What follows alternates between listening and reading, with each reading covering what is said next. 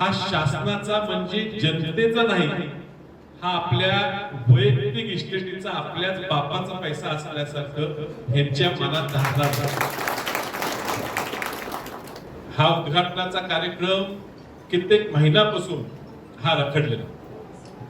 या शासनाच्या लोकांना एक सवय लागली की शासकीय निधी हा शासनाचा म्हणजे जनतेचा नाही, हा आपल्या वैयक्तिक इस्टेटीचा आपल्याच बापाचा पैसा असल्यासारखं यांच्या मनात धारला.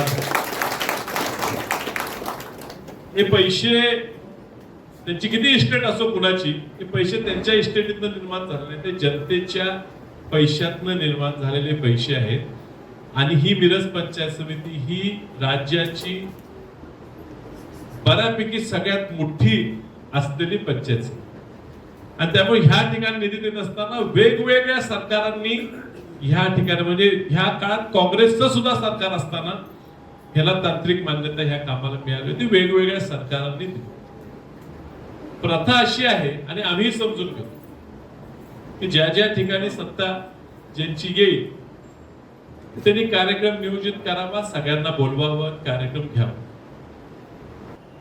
काही अधिकारी आहेत तर त्यांना वाटते की आज सत्तेचं त्यांना संरक्षण आहे, मात्र त्यांनी सुद्धा लक्षात घ्यावं की आज कुणाची तरी बाजू कुणाच तरी ऐकून तुम्ही रेटून काही निर्णय घ्यायला लागला.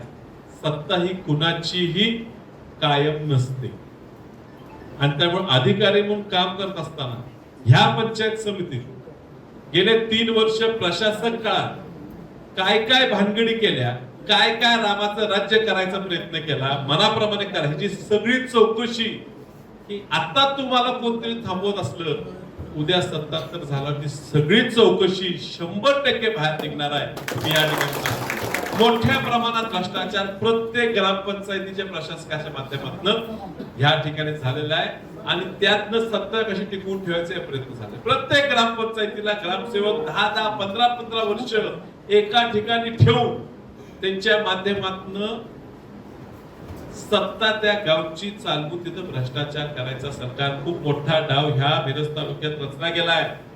आणि त्या अधिकाऱ्याला पाठीशी घालायचं आणि त्यांनी त्यांचंच ऐकायचं हा प्रकार घडला आणि त्यातनं हा कार्यक्रम लांबवायचा प्रयत्न झाला. महाराष्ट्रातील सर्व बातम्यांचे विश्वासार्ह व्यासपीठ